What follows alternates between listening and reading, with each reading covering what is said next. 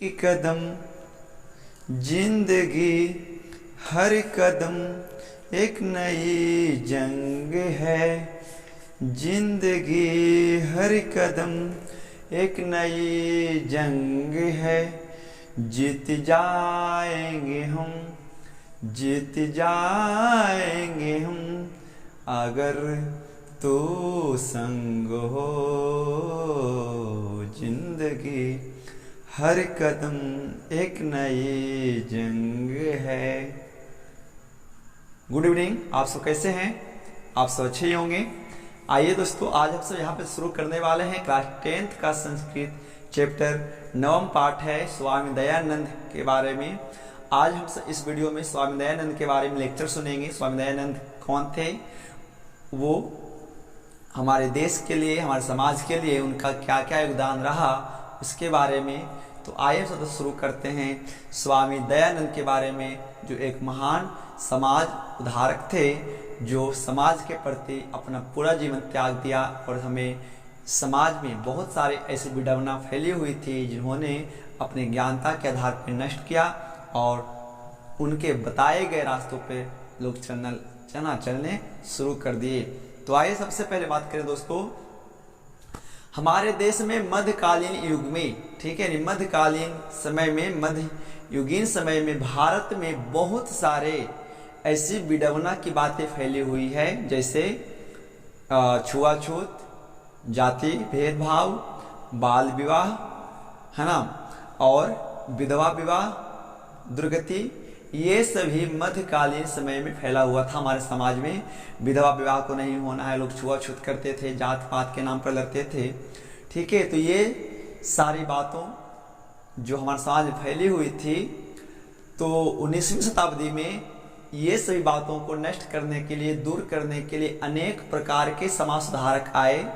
बहुत लोग आए जो ये सभी बातों को दूर करने में अपना भूमिका निभाए। उसमें से एक महान समाज सुधारक थे स्वामी दयानंद, ठीक है। सभी समाज सुधारक में सबसे अग्रणी थे स्वामी दयानंद, जो हमारे देश में जो भी बातें प्राचीन काल से चलते आ रहा था, जैसे विधवा विवाह नहीं होना है, बाल विवाह होना है, छुआछूत, अशिक्षा, है ना, ये जात भेदभाव, ये सब बातें हमारे समाज में फैली हुई थी, जिसे दूर करने के लिए हमारे देश में अनेक समाज सुधारक आए और उनमें से सबसे अग्रणी समाज सुधारक स्वामी दयानंद आते हैं। तो ये कौन थे स्वामी दयानंद, उसके बारे में यदि बात किया जाए तो स्वामी दयानंद का जन्म गुजरात प्रांत के एक टंकारा नामक ग्राम में हुआ। याद रखेंगे, स्वामी दयानंद का जन्म गुजरात प्रांत के टंकारा नामक ग्राम में 1824 ईस्वी में हुआ। ये कर्मकांडी परिवार से थे, इसीलिए इनकी शिक्षा दीक्षा हमेशा संस्कृत भाषा में हुई, क्योंकि कर्मकांडी परिवार में ऐसी मान्यता है कि हमेशा शिक्षा जो भी लोग ग्रहण करेंगे वो संस्कृत भाषा में ही करेंगे। कर्मकांडी का मतलब होता है धर्म से जुड़े परिवार, जो धर्म में विश्वास रखते हैं या किसी एक विशेष धर्म में विश्वास रखते हैं, वैसे परिवार को सब कर्मकांडी परिवार कहते हैं। तो स्वामी दयानंद भी एक कर्मकांडी परिवार से थे, इसीलिए इनकी शिक्षा दीक्षा बिल्कुल संस्कृत भाषा में शुरू हुई। इनका परिवार शिवोपासक था, यानी इनके परिवार शिव में विश्वास रखता था। इनका परिवार शिव भक्त थे, इसीलिए इनके परिवार को हम शिवोपासक कहते हैं। इसके बाद एक दिन की बात है, पहले बात बता दें कि स्वामी दयानंद का बचपन का नाम मूल शंकर था, ठीक है, यानी स्वामी दयानंद को बचपन में मूल शंकर कहते थे, मूल शंकर नाम से जाना जाता था। इनका परिवार शिवोपासक थे, शिव की उपासना करने वाले थे। एक दिन इनके घर में शिवरात्रि के दिन रात्रि जागरण हुआ। रात्रि जागरण में इन्होंने देखा कि भगवान शिव के ऊपर चढ़ाए गए प्रसाद को एक मोदक को एक मुस्का यानी एक चूहा खा रहा है। तभी से भगवान शिव पर चढ़ाए गए प्रसाद को, है ना, एक चूहा खा रहा था, जिसको देख करके मूल शंकर यानी स्वामी दयानंद के मन में एक वैराग्य उत्पन्न हो गया। उन्हें लगने लगा कि ये कोई भगवान की मूर्ति नहीं है, ये एक असाधारण मूर्ति है, जिसके तहत उनके मन में मूर्ति पूजा के प्रति वैराग्य यानी दुश्मन वो मतलब उत्पन्न हो गई कि ये मूर्ति पूजा नहीं है, और मूर्ति पूजा के विरोधी बन गए। ठीक है। इसके उपरांत जब उनके रात्रि जागरण में उनके वहाँ जो एक घटना घटी और उसी घटना से स्वामी दयानंद मूर्ति पूजा के विरोधी बन गए, मूर्ति के प्रति अनास्था पैदा हो गई, अविश्वास पैदा हो गई, तभी से स्वामी दयानंद मूर्ति पूजा के विरोधी हो गए। इसके 2 साल के बाद उनके परिवार में एक और घटना घटा। 2 साल के बाद इनके प्रिय बहन की मृत्यु हो गई, तो अब लोगों को लगने लगा कि स्वामी दयानंद के वजह से ही इनके परिवार में इनकी बड़ी बहन की मृत्यु हुई है। ये सच बात भी है कि यदि आप भी किसी भगवान के विरोध करेंगे, किसी भगवान के मूर्ति का विरोध करेंगे, और यदि आपके घर में कोई ऐसा घटना घट जाए जो घटित नहीं होना चाहिए, तो लोग उस घटना को उसी देवी देवताओं से जोड़ देते हैं। जो ये गलत है, ऐसी नहीं होती कि यदि हम भगवान का विरोध करें तो भगवान हमें सजा देंगे, ऐसी बात नहीं होती है। ठीक है।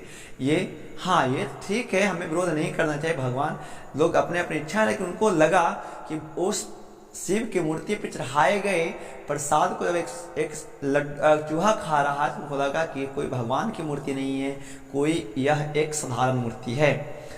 उनके बाद 2 साल के बाद उनके बड़ी बहन की मृत्यु हो जाती है। मृत्यु होने के बाद उनके मन में और सबसे ज्यादा मूर्ति के प्रति अनास्था पैदा हो जाता है, और वो वैराग्य उत्पन्न हो जा करके अपने घर को त्याग देते हैं।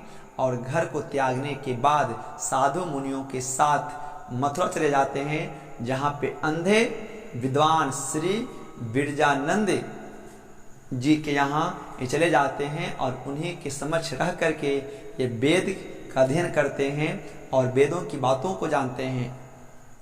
उस समय ये स्वामी दयानंद अंधे विद्वान श्री बिरजानंद के पास गए और इन्होंने वेदों की अध्ययन किया। वेद में बहुत सारे बातों को सीखा, और जो भी समाज में जो भी बातें फैली हुई थी, जो भी एक परंपरावादी बातें फैली हुई थी, उन्होंने उस सभी बातों को खंडन किया।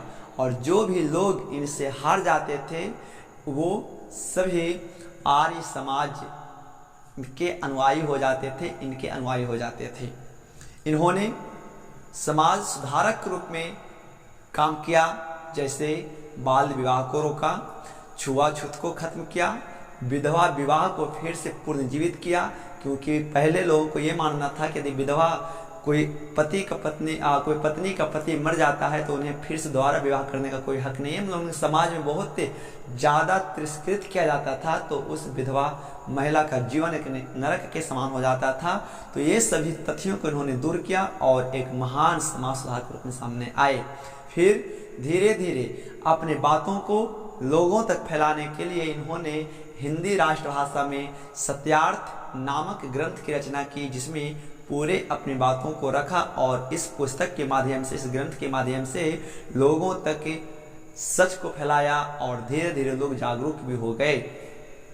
इसके बाद इनके जितने भी अनुयायी थे, धीरे धीरे स्वामी दयानंद ने मुंबई में आर्य समाज की स्थापना की, और सभी लोग धीरे धीरे इस आर्य समाज से जुड़ते गए और इनके द्वारा बताए गए रास्तों पर चलने लगे।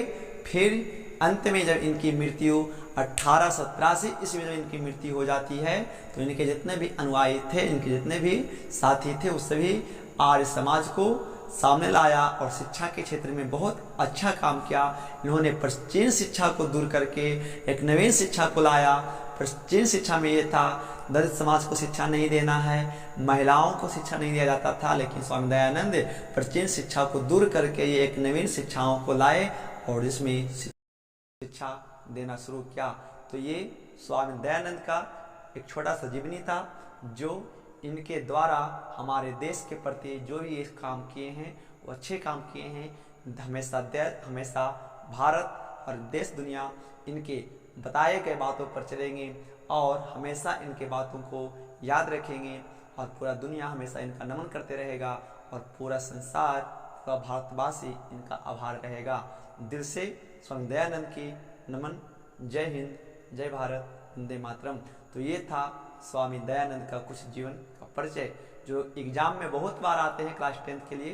तो याद रखिएगा कि स्वामी दयानंद जो थे एक समाज सुधारक थे। इनका बचपन का नाम मूलशंकर था। इनका पूरा परिवार शिव उपासक थे, शिव की पूजा करते थे। तो उम्मीद होगा कि वीडियो समझ में अच्छा आया होगा। तो तब तक के लिए धन्यवाद, मिलते हैं अगले वीडियो में। थैंक्स फॉर वॉचिंग, जुड़े रहिए इन क्लास के साथ। राम राम, दुआ सलाम, जय हिंद, वंदे मातरम।